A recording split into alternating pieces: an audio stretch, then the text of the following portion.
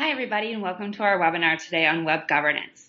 We are delighted to have Matt with us today, who is going to present this webinar for you. Matt is a principal consultant at Aligned Path.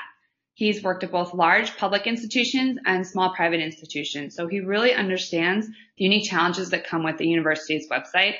He has more than 13 years of experience in digital strategy for higher education, and he's active both in the higher education and the web communities, really advocating for the use of web technologies.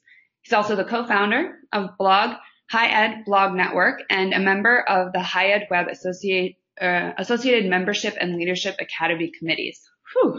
I personally have worked with Matt and am really excited to hear what he has to say and I know he can bring a lot to this governance conversation as I work through some of this with him personally. So we're going to get started. Before I completely pass it over to Matt, we're going to do a poll really quickly. We want to know, do you have a general idea of what web governance is?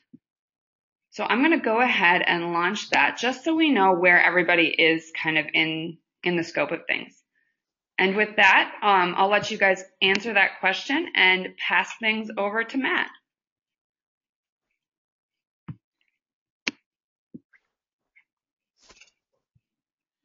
All right, great. Without further ado, as Becky said, my name is Matt Herzberger. I have been around in higher ed for a very long time. It's a huge passion of mine. And I'm really excited to talk about web governance because I think it's kind of a whole new enlightened era of web at universities. So just a little bit about me. I live here. I work here, as Becky said. I am the principal consultant and CEO of Aligned Path, and I also work here. Just to give you a little bit of background about where else I've got experience, I've also worked at University of Iowa, Texas A&M University, Florida International University, and most recently Creighton University, and I've consulted over the years with a number of other universities and colleges. With that said, I want to try and get some feedback from you, so if Becky, you can share those poll results that you've gotten so far, that'd be great. Yeah, so it looks like our biggest group of people, about 76%, are in that, yeah, I know a little bit about it category. 5% said they have no idea, and 18% are saying, yes, I know what it is, and we're actually practicing it. So we've got a good group. Thanks, everybody. Great to hear. Great to hear. So throughout the different places that I've worked over time, I've really worked one way or another with the web leadership of those organizations, both from top down, meaning kind of being the chief digital officer, and the bottom up. And by that, it really was based on organizing grassroots web groups on campus because there was no formal leadership. So I've kind of seen it all, been there, done that, got a t-shirt, and have the scars to show for it. But throughout that journey, I've really been able to learn a lot. And one of the things that I think is really great is that throughout higher education, everybody is truly passionate and they really want to do the best they can. The reason that we have web governance usually is because of the idea that the issues kind of arise as to how to get there. There's no one that is trying to be contrary to what people are trying to accomplish, just to be that way, with some exceptions. But more than likely, they think that they have the best path to get to where they're going. So based on that idea, that's why this practice of governance has really come to be. A big part of the value of governance is it's not just a new committee. There's a lot of things rolled up into governance. It's about having an enterprise web strategy. It's about figuring out how to execute on a large scale and figure out then how to measure and be sure that what it is that your strategy and execution are leading to is actually working correctly for your organization. So it kind of goes from that era of, well, we're doing the best things that we think we should be doing. It's kind of a crapshoot, and it's actually putting a lot more strategy to it. So at face value, governance is kind of simple. It's building relationships, working together, but there's a lot more rolled up into it. Web governance really encompasses everything that you need to manage your site. It has to do with the size and scale of your website and your operations, then the activities that you need to manage it, and the resources that you need to have in place to be able to form all of those activities. In a very simple way of putting it, it's how to manage a website in a sustainable way to meet your organization's goals. That's the easiest way to put it. So you might be asking, okay, so how will this actually benefit me? The way that I explain it to people, and the reason that you want to focus on this, is that many of your organizations might be pouring a lot of money into web. It could be human capital, it could be tools, it could be resources, it could be investments with agencies, maybe that they're helping you with redesigns and digital strategies.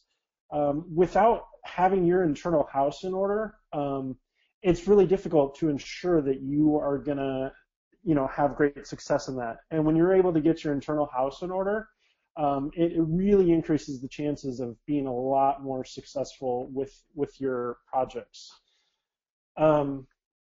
So one of the things that you're able to get out of having web governance is that your web operations are far more productive, and they're actually going to be focused on your organization's strategic goals.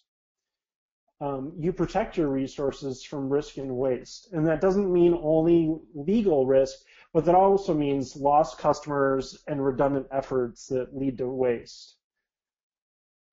It puts the idea of collaboration and accountability at the forefront of the activities that you're doing. For years, everybody's part of committees, and a lot of times committees come together to discuss big ideas. And what happens at a committee? You come together, there's a lot of bobbleheads, people saying, yes, yes, sounds great.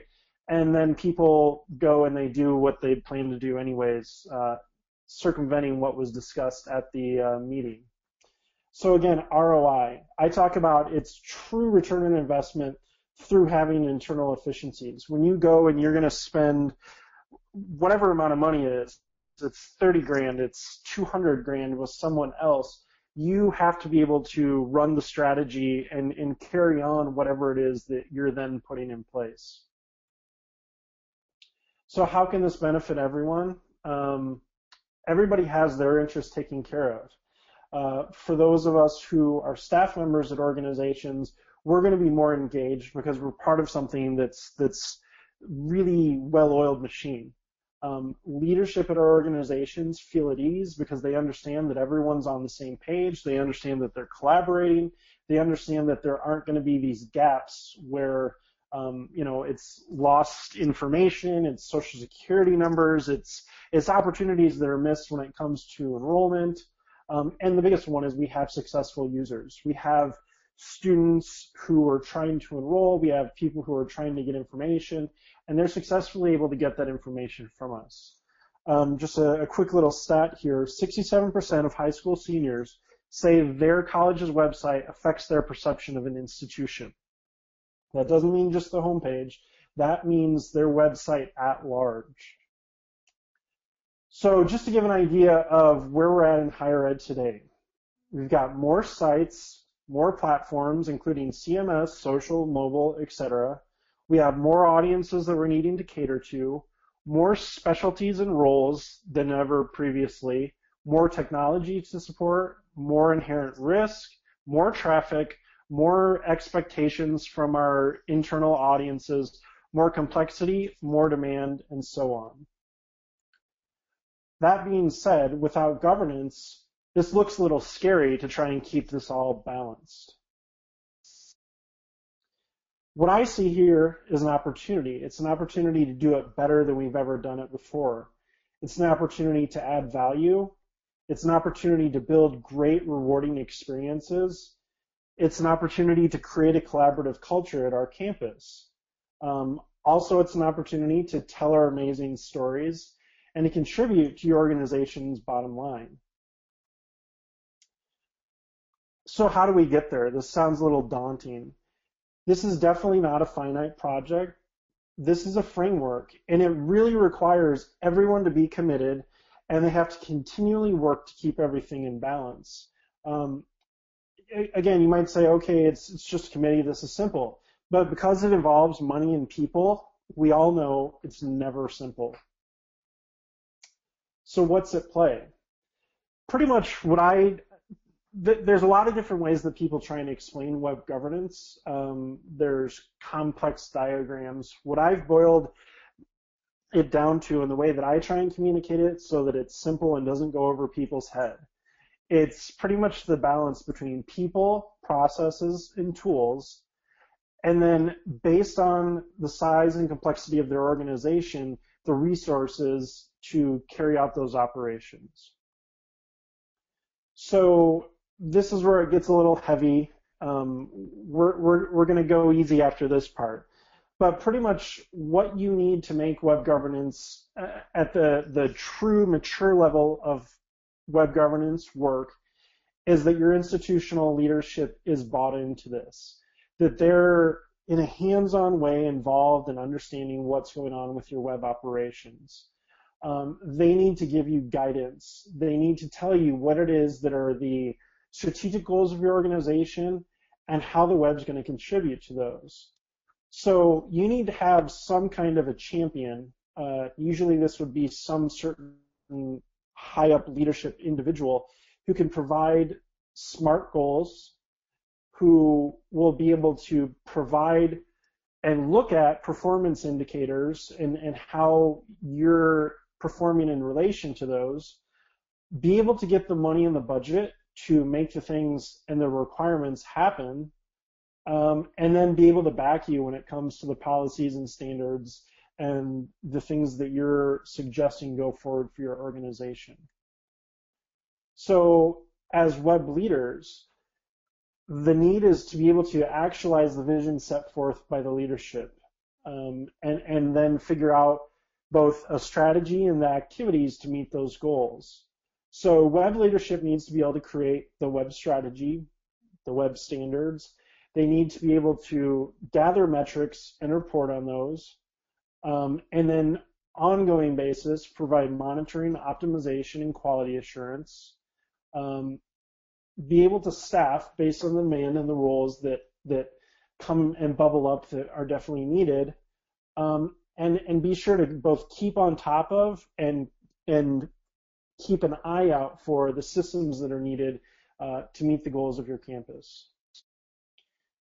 So again, there's the senior leadership, there's web leadership, which by that I mean your chief digital officer. Then there's a web governance committee. And the web governance committee really helps represent the campus-wide stakeholders of web.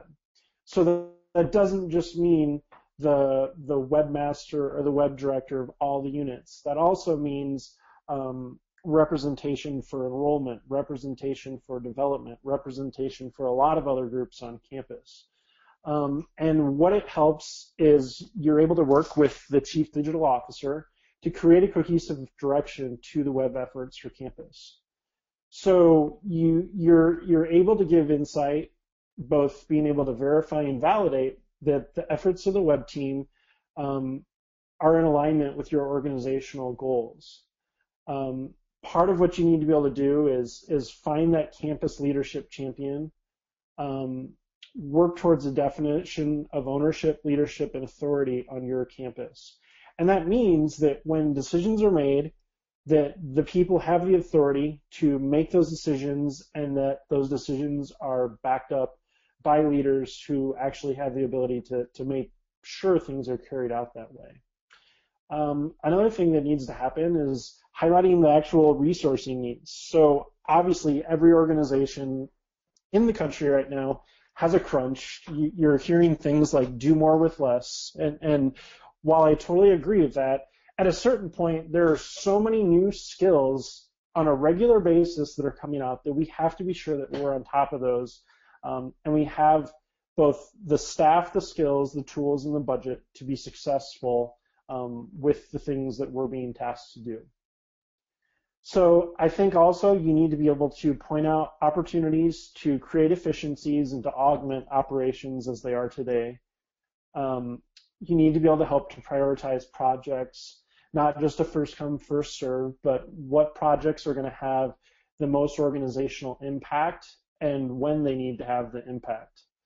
And then create a comprehensive digital roadmap. So this is a list of projects. This is where we're going from a digital standpoint as an organization, and these are the projects that contribute to that. So I almost didn't put these in, but I wanted to give some idea of what this actually looks like on an organization.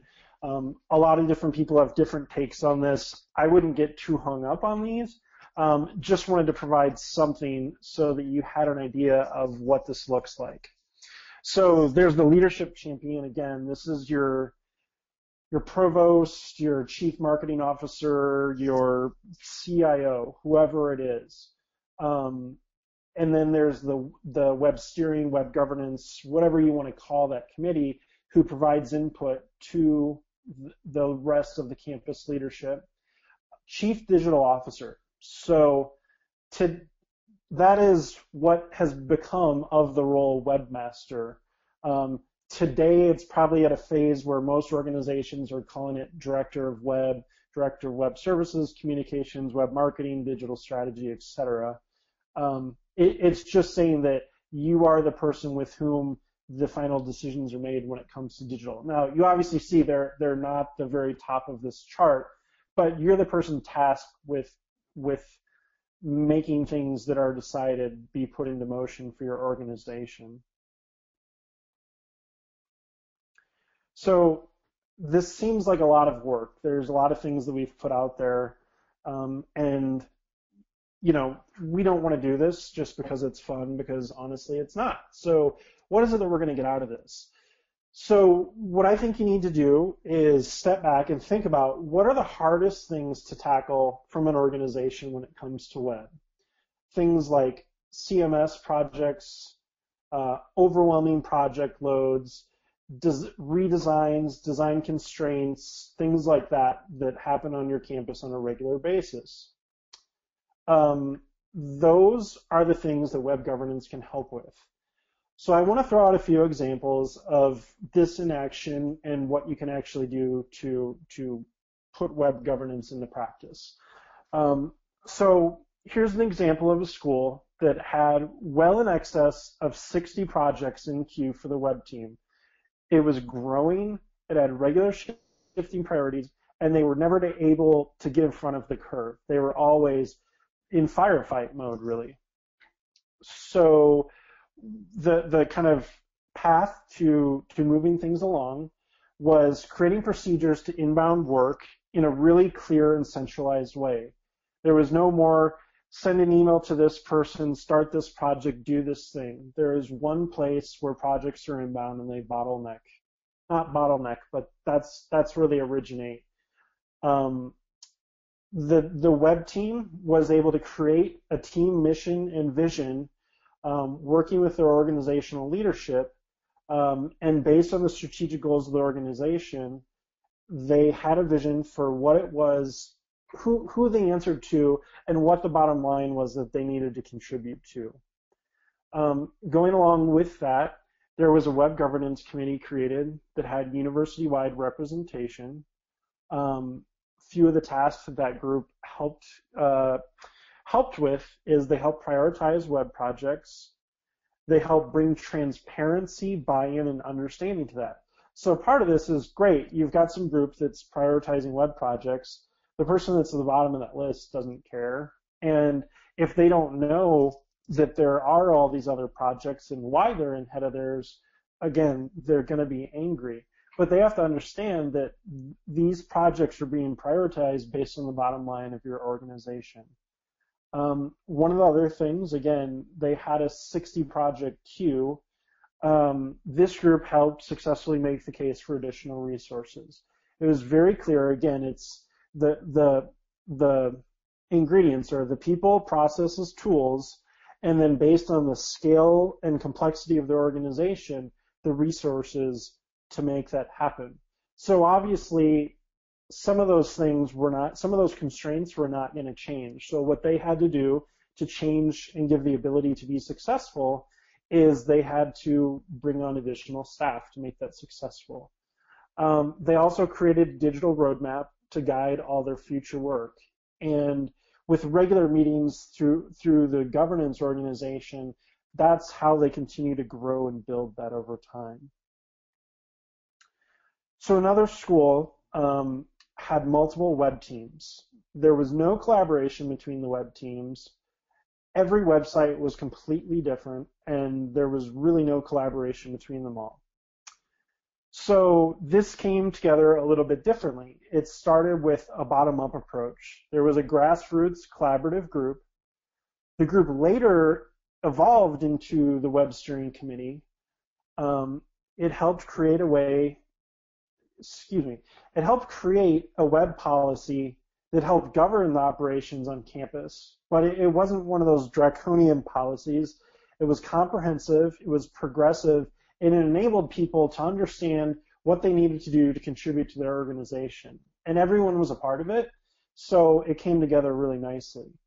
Then they worked together towards a campus-wide web strategy that was no longer based on silos, and units worked together collaboratively towards the greater good.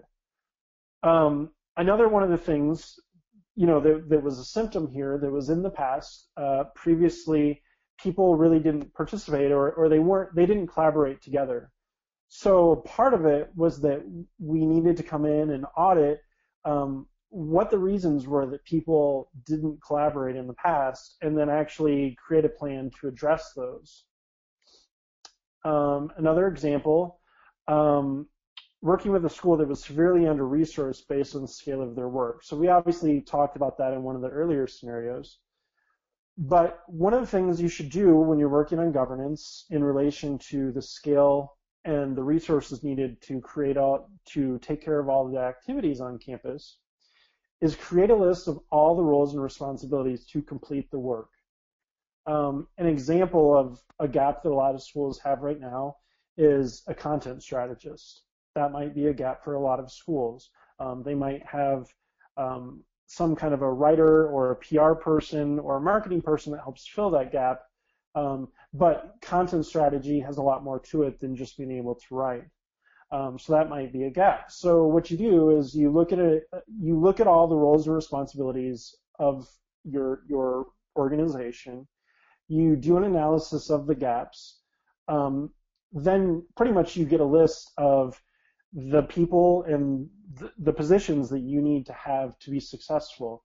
So what we were able to do is make a case around ROI and advocate for certain positions that needed to be there to participate to make these projects successful.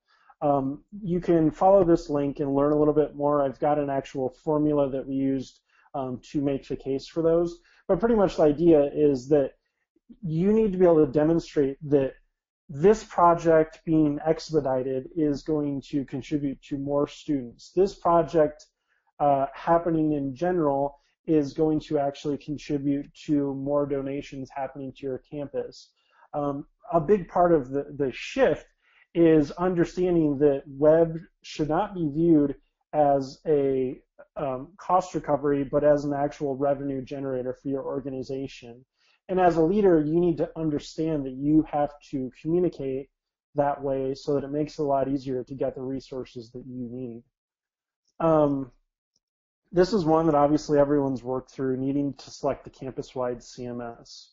So how do you go about that and make it successful and make it collaborative and make it be the right CMS for your school that everybody wants to be on? So start with content, resource, and workflow analysis for your campus. You don't just start at building the technology checklist. You need to start thinking about how would you actually use this system on your campus. You're going to go with the assumption that the technology is going to work with your campus. You need to understand how you're going to use that technology, because at the base level, most CMSs pretty much do the same thing. You need the one that's going to work for your campus and fit your culture. So going from there, creating a campus-wide group where everyone's involved in the RFP, you're able to gather the user needs, hold open sessions, encourage everyone to come from every group on campus, even try and do hands-on sessions to actually try out the systems, and allow everyone to give their feedback. A lot of campuses have to have some small voting group for major decisions, but be sure that everyone's at least able to contribute their voice. This link here has some more information about how to choose the right CMS for your campus. So again, I know we've taken a couple pauses like this. This is overwhelming. There's a lot to it. But what I suggest is that more than likely you might have bits and pieces where you do some of these things today already on your campus. It never starts out perfectly. It's going to evolve and grow over time. So where do I suggest you start? Look for that champion, the leader who's a true organizational leader that wants to work with you and make this successful. Look at the issues that are really common. You can find patterns of issues on your campus, and also being able to look at things that other campuses are doing that you're not currently doing and advocate for those types of projects. Build relationships across your organization. It's always easier when you have relationships. And then be understanding of the fact that you might be the issue. I've been in a position where I've been the issue towards things moving forward on campus. And many times when I've worked with campuses, I've seen that the exact people that hire me are actually contributing to the problem of why they're not successful in their initiatives. A good example was a central web team on a campus brought me in, and there was this mentality that we've built these systems, they work for everyone, why doesn't everyone get on the same page? What you understand when you start digging into the needs of the stakeholders, they really weren't meeting their needs. And that's where you have to get out of your own way and understand that you really have to look at the bigger picture and understand that everyone's a part of this. So I want to kind of wrap up with a few big takeaways that I think you can carry with you. True web leaders understand that their role is greater than leading the web. They're an institutional leader. They're contributing to the success of their whole organization. Your website represents you 24/7, and really it has a piece to play in every single piece of your university's operations. And you need to understand that you're integral in that. You help shape that, and the sites that you're building are very important to that. So websites need to be thought of holistically. A lot of organizations, each entity thinks that they're their own standalone site, when in truth they're not. In the eyes of our users, it's all one site. But beyond that, when we're tasked with things like enrollment and giving, we need to understand that anywhere can be your entrance into your organization's web domain, and you need to be able to help get people to where they're needing to go. A good stat here, 55% of prospective students cited difficulty with navigation was among their greatest challenges with college websites. So assuming you're entering on the university homepage and then you go to a college site that's completely different, not only is it difficult, but you're having to relearn it every single time. So this is, again, this kind of coming of age, and why I'm so excited is that web strategy is finally getting strategic. It's graduating from a production-focused mindset to a strategic one. What web governance does is frees you up to focus on strategic objectives. You really get out of your traditional firefighting mode that you may have been in for many, many years, because you're able to have the resources, have the priorities, and stack things up in an order that makes it all sustainable. So one of the things that, again, I really like to emphasize why web governance is important is many organizations think that their issues are solved by things like a new digital strategy or a new design. And while that's a contributing factor, I think that an investment in internal efficiencies makes all your future investments pay off many times over. And by that, I mean, if you're going to spend, let's say, $200,000 on a redesign project, but you don't have the staff to be able to get it off the ground, then you've essentially wasted $200,000. Maybe not completely wasted, but it's not going to have the efficiency that it would if you had the right staff, if you had the right collaboration, if you had the right structure to make that project successful. Beyond there, I am definitely open for any questions. If you want to get a hold of me for any reason, you can reach me at alignpath.com. My email is matt@alignpath. Or you can catch me on Twitter at alignpath, and we definitely share a lot of good resources there. So with that, if there are any questions that you want to share, I will be glad to answer them. Great. Thank you so much, Matt. We do have a couple of questions that are starting to come in. And for those of you on the webinar, just go in and please start entering questions for Matt now into the question box. The first one, and I think that we can all relate to this quite a bit. So we have lots and lots and lots of work to do. Why would I want to spend time doing all this work on the front end to do the governance piece? How do I justify that? So I always explain it, and I always make the case around the idea that we have to get out of firefight mode, we have to get out of production mode, and actually build our web operations around being strategic. And so that means you have to take the time to do your diligence and be sure that you've got the right people, be sure that you have the right collaboration, and everyone is on board. It's kind of like when you have a cruise ship and two steering wheels, and different people are steering in completely different directions. It's kind of hard to make it successful. Beyond that, I think that you just have to start somewhere. I mean, it's definitely challenging, and I think in a lot of organizations, so many of their problems circle back around to this need for governance. And again, a lot of this conversation has been around this somewhat formal view, but it doesn't have to be formal. Even if you're doing it informally, it's about getting buy-in and working together. That's what governance is. Great. Here's a question that I should have answered in the beginning. I'm sorry, guys. Yes, we are recording the webinar. We will make the PDF of the slides available and the recording of the webinar for you guys. We'll follow up with email for that. So thanks for asking that. Another question, more for you, Matt. The question is just centralized or decentralized? So I think governance implies centralized. And so let me distinguish. And I don't know what the question was asking. So if this means like reporting structure or if this means governance. Governance in itself is inherently centralized. Maybe the question is asking about web teams and web reporting. And in that, I mean, it's such a loaded question. It's extremely political. I've worked at organizations where I've tackled it in many different ways. So when I was at Florida International University, it was extremely decentralized.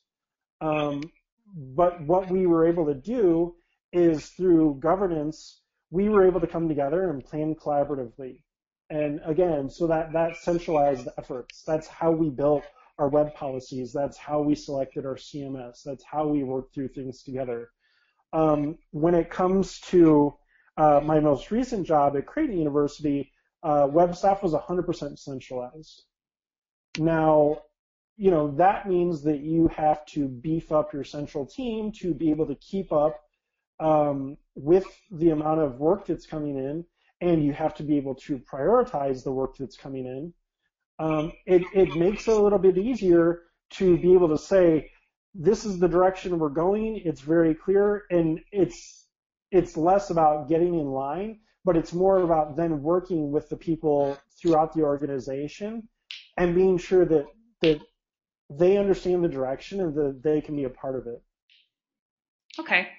I think some of this relates. Here's a follow-up question that's actually from a different person, kind of along the same topic. So, do you have any recommended strategies for getting site owners on board that dig in their heels and don't want to join the central CMS? With the follow-up of, with the decentralized budget model, how do you have, or do you have any recommendations for getting that buy-in? They have their own agendas. How do you get them to buy into that central plan? So this goes back to, I've sat with this exact situation before, and this goes back to one of the slides where, and I don't mean pointedly to say that you're the problem. I was the problem the time that this happened. So I'm just going to go back to the slide that I used in this scenario. The time that I was the problem, and a lot of times the problem that I see with the central team is that, let's say they put a CMS out there. Again, it doesn't matter which one it is. Generic CMS. And more than likely, there's a genuine, and it goes back to really the very beginning, is that everybody wants the best for the organization, and they feel that that's what they're doing strongly. So with that being said, I think that the CMS, and the reason that people like to use their own CMSs, is that they feel that it better solves the problems that they have. And that's where, as web leadership, you have to be able to understand the people's problems that they have with the systems that you're trying to provide and provide ways to make it work. So when I was at Creighton, there was a pseudo-central CMS, yet everyone had their own flavor of it. Everyone had their own iteration of it.